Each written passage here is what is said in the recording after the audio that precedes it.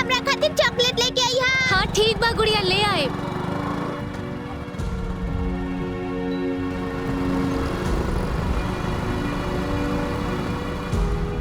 रुक दा।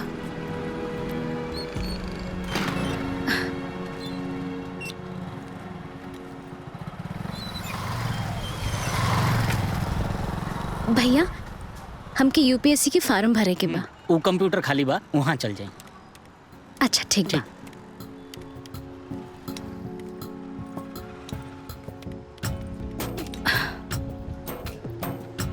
भैया एगो यूपीएससी के फार्म दे दी ना, हमरा के भरे के बा। अच्छा, अपन आईडी कार्ड दिखाई। आई कार्ड ले।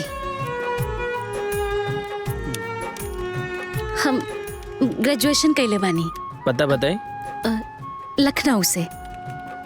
हम पुरानी बाजार से आयल बानी। ली फॉर्म भरा गई। हो जाए ना? हाँ ठीक बा।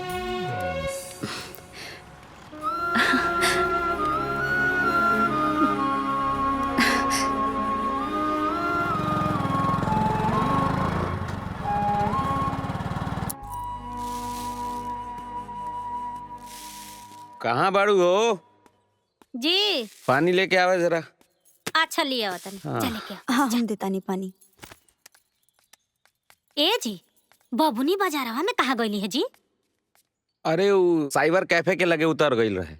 हे भगवान, गवना टूटले महीनों दिन ना भइल, लगली बाजारे बाजारे घूम में। अरे केहू होई होई जा, ओकरे से मिले गई हुई है। ए, चुप! ढेर जुबान चलता तोहार, धाई के कच्चे से काटे दे।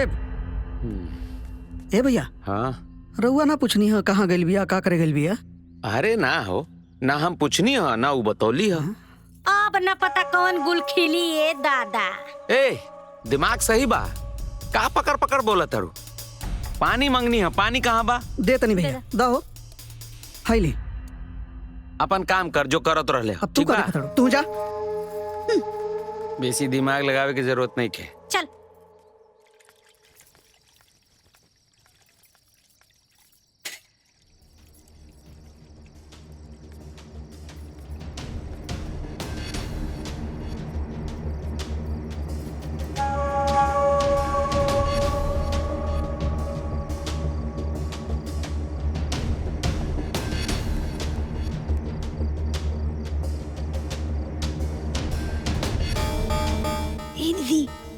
ए दीदी यहाँ आई। चली आई आई आई। देखी देखी देखी तो फोन में लागल बिया। का करतिया? जब से बाजारे से आइल बिया तब से भीतरे भी आई था। तब बैठ भीतर का करतिया? चला बतावा तनी का करतिया। आई सोशल मीडिया पर ना दुल्हा खोजतिया। जे लोग के ऐसे ना मिलेला ना, उ लोग सोशल मीडिया पे खोजेले। अरे तई कमाई बाप सिखोले हुई जा। हाँ। ओ त खोज तारी। त काल है ना बुढ़िया भेरी पूछिया। ई ठीक बा, काल पूछे तानी बुढ़ा से। चली।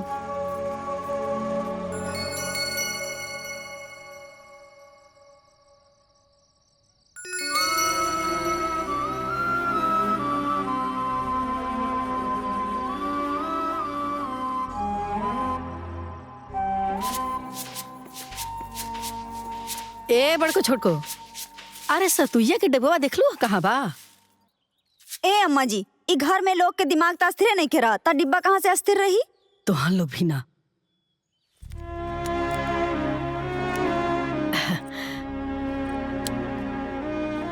माई हम जाता नहीं। हाँ ठीक बात सुन। हाँ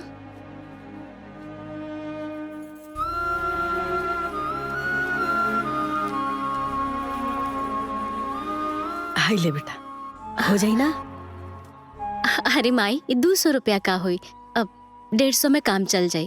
इला 100 को 50 दे दा। संभाल के जाइए। जाता नहीं। हाँ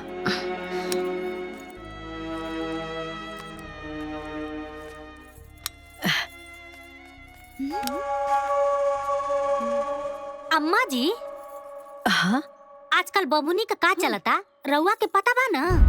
तो तू लोग रात भर ये देखत रहे लोग? आ? अरे तू लोग हाथ धो के हमरा बेटी के पीछे पड़ल बड़ू। ओकरा साथे कौन घटना घटल बा पता नहीं के तुम लोग के? कितना टूट गई बिया याद नहीं के? अरे का अम्मा जी, हमनी के तो आपन समझ के बोलनी है जा, त रउआ के इतना खराब काहे लाग गई? अब तो कुछ कहलो कठिन बाए दीदी। अरे जहर नियन बोलू लोग तो बुरा ना लगी। ए अम्मा जी, उ राउर बेटी है, बने चाहे बिगड़े, एमे हमनी के का करी? हाँ का दीदी? हमनी के काले देव के बाद जाए दे।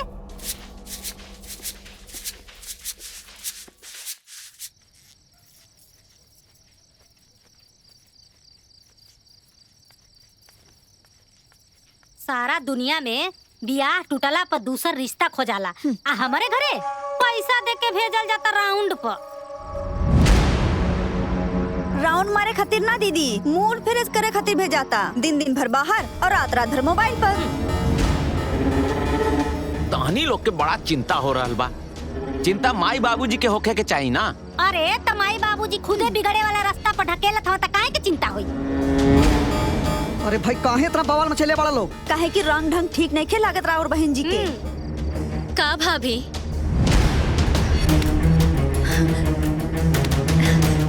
अरे का रहो लोग बात के बतंगड़ बनाओ तानी? हाँ अच्छा, चाय बना के हमने दी, खाना बना के भी हमने दी, तक कुछ पूछी ना। अब सुन लीन कर बतिया। रवा लोग इनके हमरा ऊपर भरोसा काहे नहीं के होखत? अरे कहाँ ले रवा लोग हमार दुख दूर करती, लेकिन रवा लोग तो उल्टा हमरा चरित्र पे शक करतानी।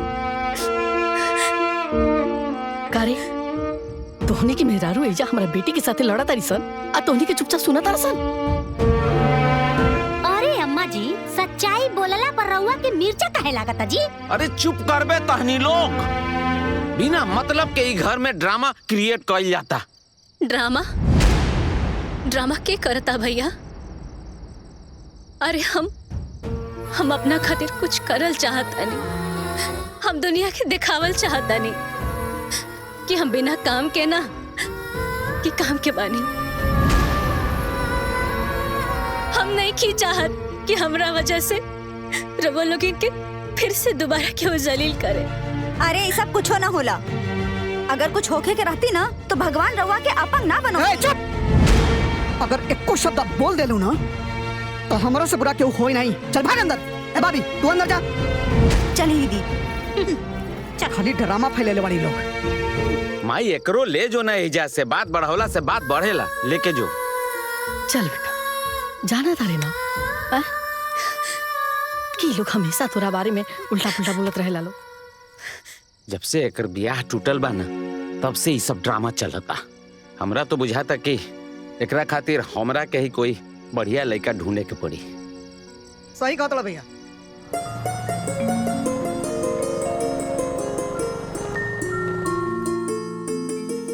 चलिए भैया। हाँ बाबूजी के सब कुछ बता दे जाओ। हाँ हाँ बिल्कुल बता दिया। हाँ चल देखो बिल्कुल। का बोला चलो। चलिए। भोरही से कहाँ गए रहलो? छोड़ी हूँ सब। अपना ममता खातिर एगो बहुत बढ़िया लड़का मिलल बा। अच्छा, दोनों के जोड़ी बहुत अच्छा लगी। हाँ बाबूजी। का करेला लइकवा? बाबूजी गवर्नमेंट सर्विस में बा। हाँ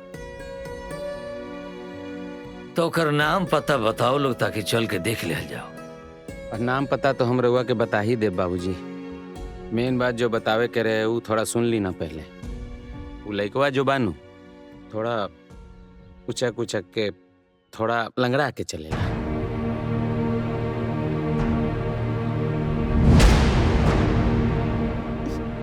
कारे तोहनी के अपना बहिन खातिर अपंग लइका खोजबा सन? राउर बेटी तो जैसे प्रीति उषा हाँ। अपंग के अपंग मिली तबे ना जीवन चली। हाँ आइल त रहे निमन दामाद, बियाह भइला के बाद छोड़ के चल गई। तका इनकरा खातिर अब राजकुमार दुल्हा खोजाई। बैठा के रखे सबे कपारे पक्का करे के बा हमनी के। अच्छा बात कहता नहीं त बुरा लग जाता। अपना अपना मेहरारू सन के समझा दो सन, ना तो हमरा से बर्दाश्त ना हुई। हमार बिटिया कोनो घूरा पर के फेंका ना हो कि कोई ले जाके ओकरा के फंसा दी। तो रउआ चाहत का बानी बाबूजी हैं? ममता के जीवन भर यही घरवा में बिठा के रखे के बा? बोली, रउआ तो घर में बैठल रहे नहीं। हमरा जाए के पड़ेला मार्केट में। लोग हमरा से न पूछेला कि का हो बहन के बियाह तय हो गईल, बोलती बंद हो जाला। पूरा गांव समाज ये कहेला कि हमने की शादी बियाह करे खातिर ताकत बटले नहीं खे। अरे तोर का मतलब बा कि कहीं हाथ में धरा दे अपना बेटी के? हाँ अब तो उड़न परी खातिर कोनो रंगबाज लड़का खोजाई ना अम्मा जी। ए चुप, अपना ननद के बारे में का बोलता रुसन? तनिको समझ में आ रहा तोनी के? ओहू केकरा सामने शर्म लाज बाकी ना रे? आ तोहनी के रे चुपचाप होके सुना तरसन अपना मेरू के बोली ना। कुछ करसन ना ताज हम एनी के मुंह थूर दे अब। अरे एकदम माई मारी ना, वो अपन के खातिर हमरा के मारी। रउआ खाली खड़े देखी, वो हमरा के मारत तारी। माई अम्मा जी चप्पल खोले के का मतलब है? हाँ मारी ना, मारी ना खाई। एगो तो मिलत नहीं खे और जे मारा बाप के साथ करत नहीं खे, घर में बैठा ले भाई। अरे बस करा यार।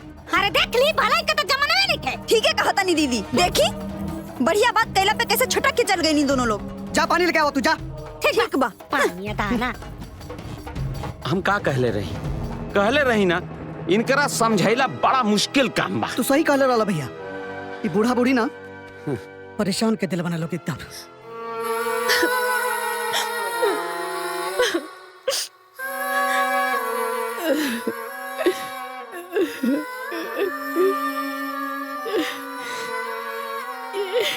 बताई एक सब अपन भाई होके अपने बहन खातिर मंग लेके खोज ले बड़ा सर। ओकनी के मेहरारू भौजाई होके हमारे बेटी की इज्जत उछाले तारी सर।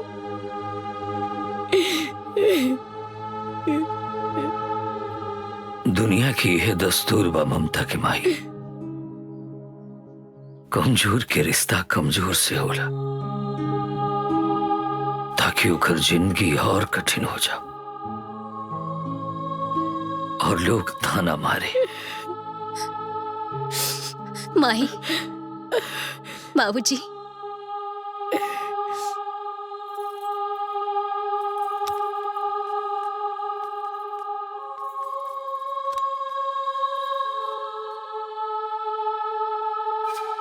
बाबूजी, माई, हम सब कर मुंह बंद कर दे। बस रहुआ लोग हमरा ऊपर भरोसा रखी। बेटा, घर दुश्मन, जवार दुश्मन, सारा समाज दुश्मन हो गइल बा।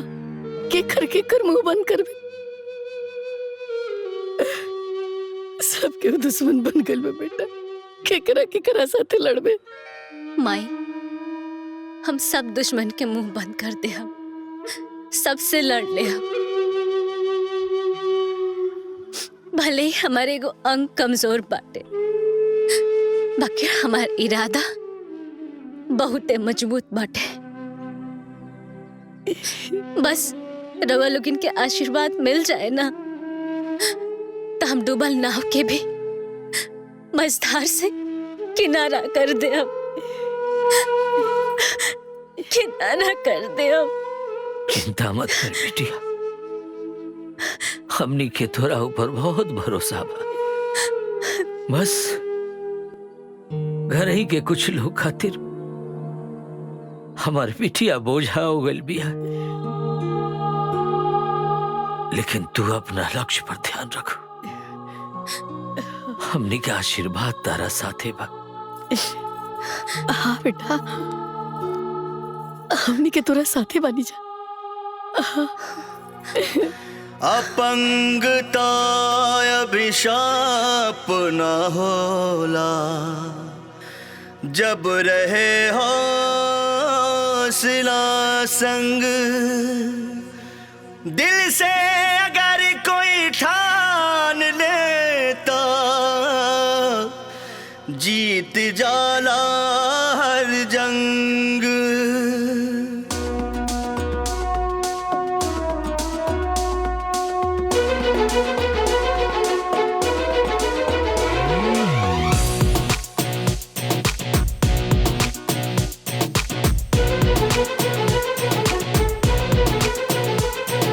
दरिया पार करे में ना कबो न साहस छोड़ेला। लड़ जाला तूफान से ऊ हर कठिनाई के तोड़ेला। जुनून जज्बा बनल रही तब जीत तो हर हालात में बा। जब हिम्मत हरदम साथ में बाता मंजिल तोरे हाथ में बा। जब हिम्मत हरदम साथ में बाता मंजिल तोरे हाथ में बा।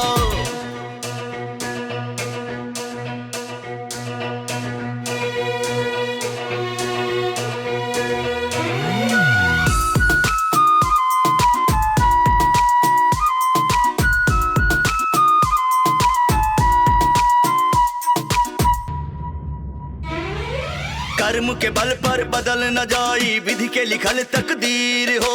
छोटी लकीर के आगे जब खिंचवा तू बड़ी लकीर हो।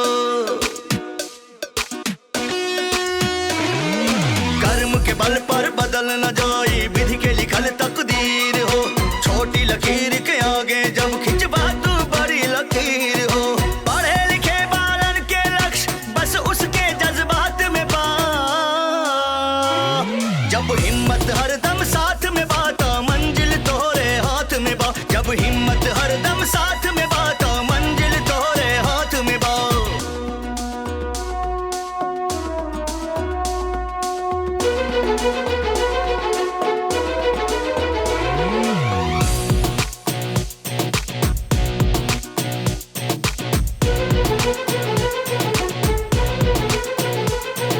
मेहनत के एह पृष्ठभूमि पर लिखल जाला इतिहास हो।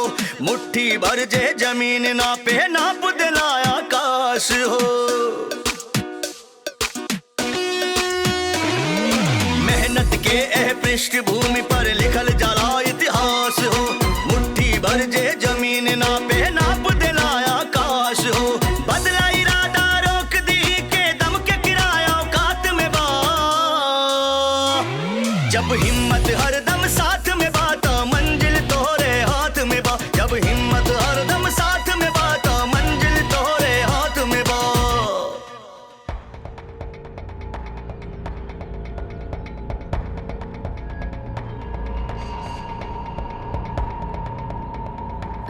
फोर 5 9 3 9 3 5 2 3 1 2 3 1 9 4।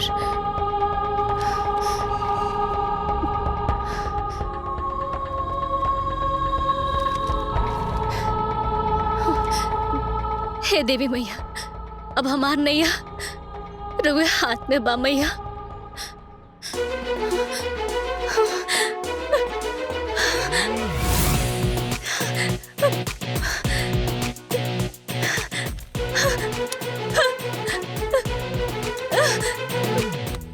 हरदम साथ में बाता मंजिल तोरे हाथ में बा। जब हिम्मत हरदम साथ में बाता मंजिल तोरे हाथ में बा। बाबूजी, माई, माई, बाबूजी, माई, बाबूजी, कहाँ बानी? काहे चिल्ला के भागत या? लागत कि पागल हो गई पिया। माई, कहाँ गई बेटा? काहे रोता रे? माई, आज हम माता रानी के कृपा से लकीर खींच देनी माई। ई अपाहिज बेटी, तोहर बिना काम के बेटी, दुनिया के माथा के बोझ बेटी, आज आज आज कलेक्टर बन गई माई। कलेक्टर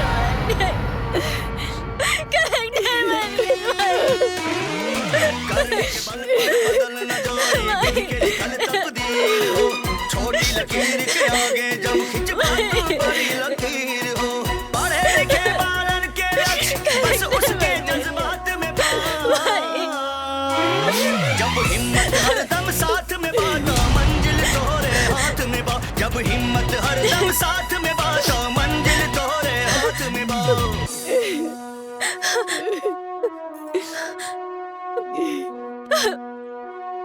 बाबूजी, आज आज हासिल घर बस गइल बाबूजी।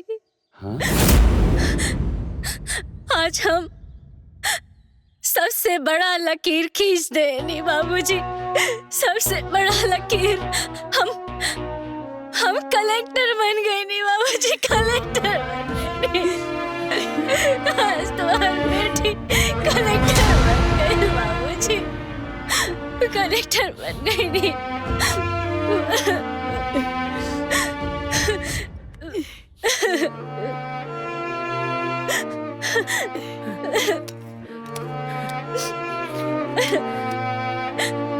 बेटा हमरा थारा पर भरोसा रहा कि तू एक दिन बहुत बड़ा कुछ करबू।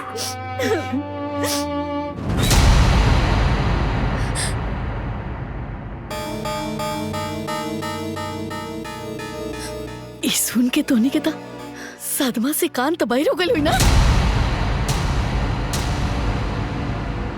का ना हमरा बेटी के कहली सन तोनी के कौन कौन ना लाचा लगैली सन कि फोन पे दुल्हा खो जाती है। आज का भाई, आज हमारी बेटी तोनी के मुंह पे करिखा पुतलस।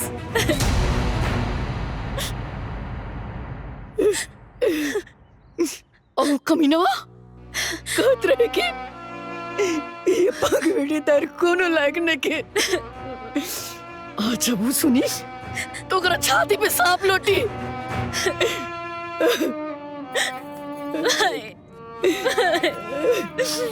आज हमार बेटी, आज हमार समाज जे हासिल हमारा बेटी पे सबके मुंह पे कारिक पुतलस।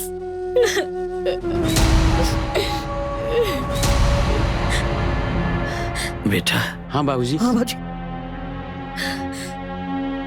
चाहे दोस्त हो गए चाहे दुश्मन, आज पूरा गांव में लड्डू बंटवा दे। हाँ हाँ। और बता दो सबके कि हमारी बिटिया कलेक्टर हो गई बिया। बंटवा दे लड्डू सबके। जी जी बाबूजी, चल चल चल चल।